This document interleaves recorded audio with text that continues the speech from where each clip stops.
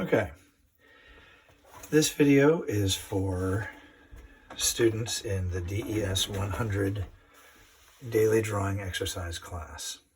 We're going to make our own sketchbooks. They'll look like this. There'll be 40 pages for drawing on and a cardboard cover. Here are the things that you're going to need to make this sketchbook. 10 pieces of regular printer paper, just right out of the printer. A ruler, a very sharp pencil, an X-Acto knife with a fresh blade, and some cardboard. This is cardboard from a cereal box. It could be any other kind of cardboard that you have access to, just something to make the cover. Additionally, you're going to need some string and a needle. Now, I'm going to use bookbinding thread that I got on off the internet and a bookbinder's needle, but you can also use a thumbtack and a regular needle and thread. You do not have to buy special things for this. So to start, we're going to take our 10 sheets of printer paper.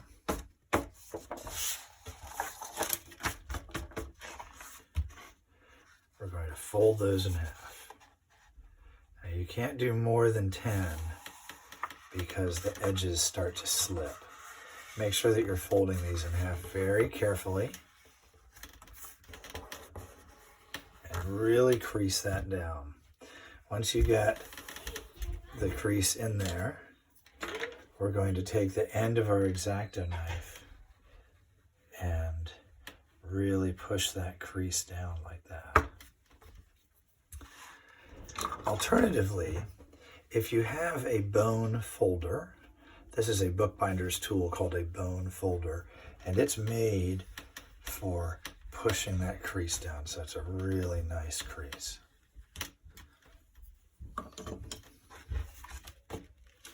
So now I have my 10 sheets folded in half. Now I am doing this in the United States, so this is 8.5 by 11 inch paper. If you are doing it outside of the United States and you have A4 paper, it's going to be slightly larger. I'm going to take my cereal box and I'm going to start by cutting the bottom flaps off very carefully with my X-Acto knife.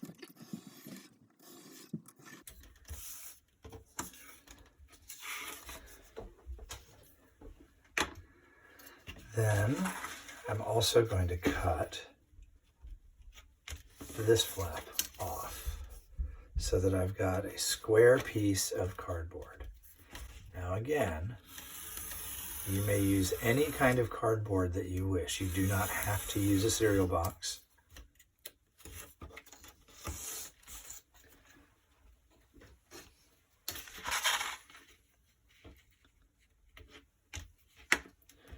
Now I'm going to take my pages, I'm going to lay them onto my cardboard, and I'm going to, with my sharp pencil, make a very light mark. I'm going to measure up to that mark, which is 8 and 9. I'm going to transfer that mark over here.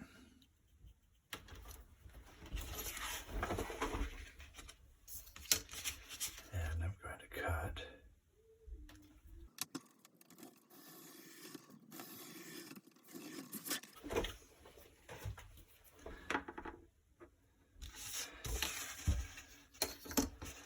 that's the height of my book, the width of my book,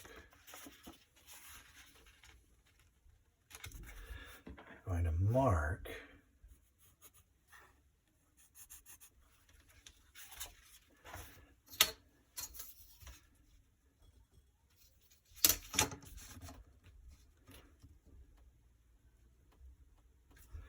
now. I'm going to cut, but I'm not going to cut all the way through. I'm just going to do a scoring cut. Look. So that when I bend it, I get a nice clean bend. Now, I'm going to measure over 1/8 of an inch. So on your ruler, that is 2 of the small numbers. It's about 2.5 millimeters, I think, if you're used to the metric system. So I'm just measuring over 1/8 of an inch, making a mark. And again, this is a scoring cut. It's a single pass.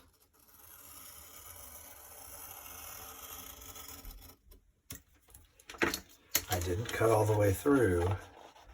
And so now I can score that, and I have 3 little panels. See that? Okay. Now I'm going to measure over from that line. And again, I'm just using the paper in my book to do that.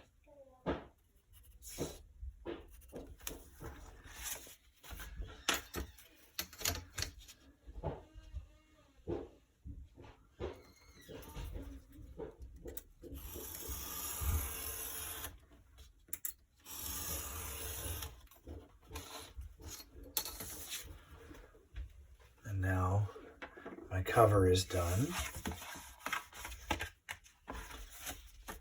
to put my paper into. Okay.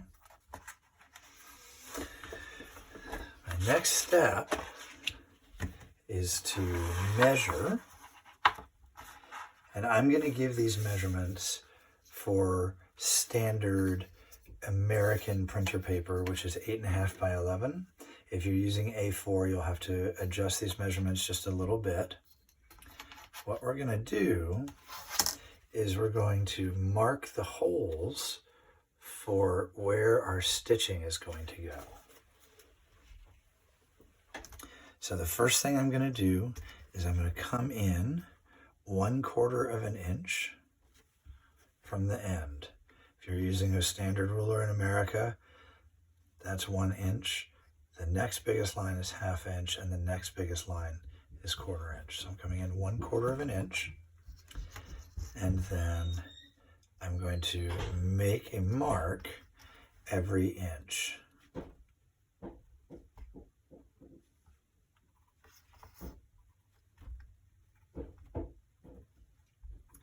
If you're using American measurements, that will leave your last mark 1/4 of an inch from the bottom.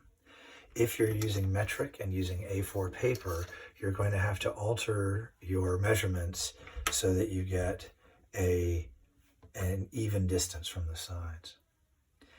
Now, a real bookbinder would use an awl, but we're going to use a thumbtack, and I'm just going to come along, poke through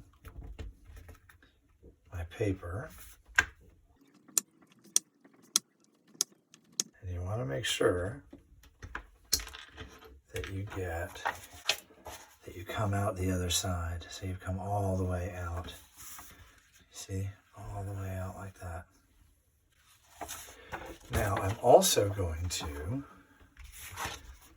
do the same thing for my book cover. So I'm going to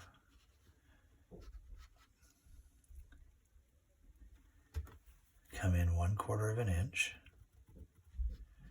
and then go every inch.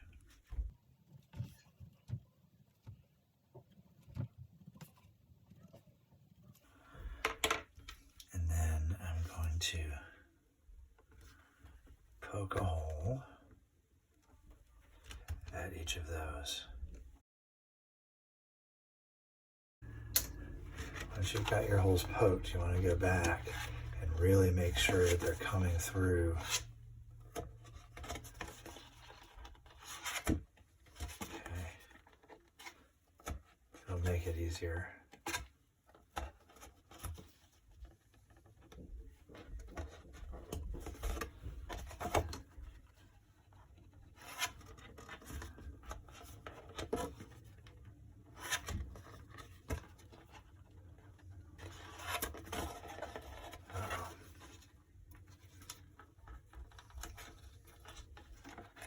Okay, so I've got my holes poked there, and I have my holes in my paper.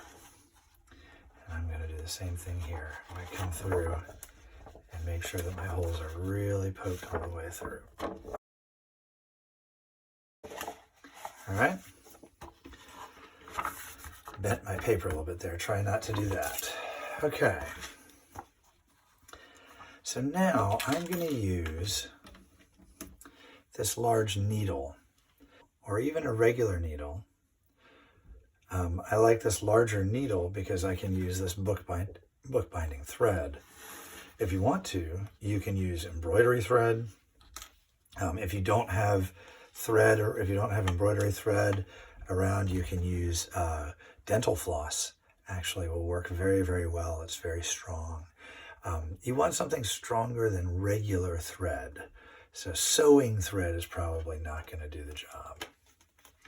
So what I'm going to do is I'm going to pull enough thread that I can go a little more than twice the width of the book. I'm going to cut that. Now my first stitch is going to be at the bottom. I'm going to go from inside my pages, and I'm going to leave a tail that is a couple inches long. Then I'm going to go through the book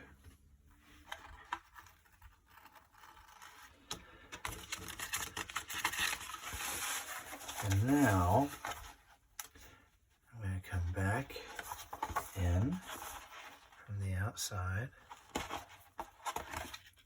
and pull that all the way, and then I'm going to go back through my pages, making sure that I go all the way back into the middle.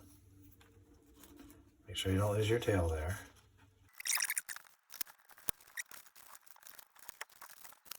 Okay. When I get down to there, I'm going to come and I'm going to pull these all tight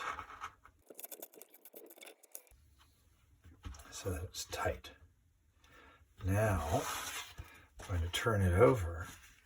I've come out of this hole. I'm going back into that hole. So what I'm doing is going back through each hole again. And if you're doing it correctly, you want to make sure you're keeping it pulled really tightly. If you're doing it correctly, then every stitch you take will fill one of these voids. So see how I came out here? I'm going to go in there.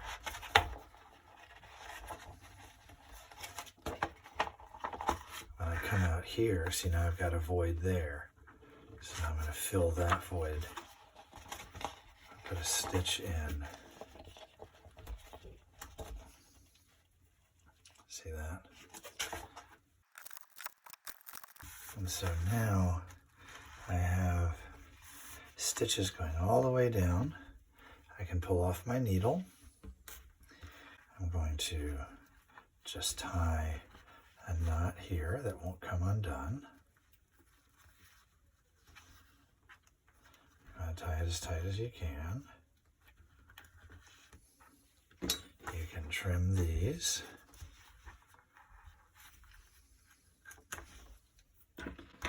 And now you've got a beautiful little sketchbook.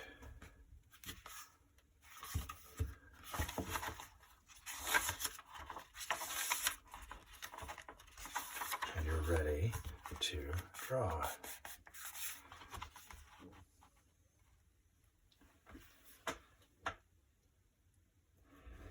I wanted to show you all how to do this so that you know that you don't have to do something special for a sketchbook. You can just make it with printer paper and a cereal box if that's all you've got around. Please make sure that you finish your sketchbook and are ready to show it to us on the first day of class. If you wish, you may decorate the outside of it. If you wish, you may collage pictures onto it or draw onto it. But this will be our primary tool for drawing in class.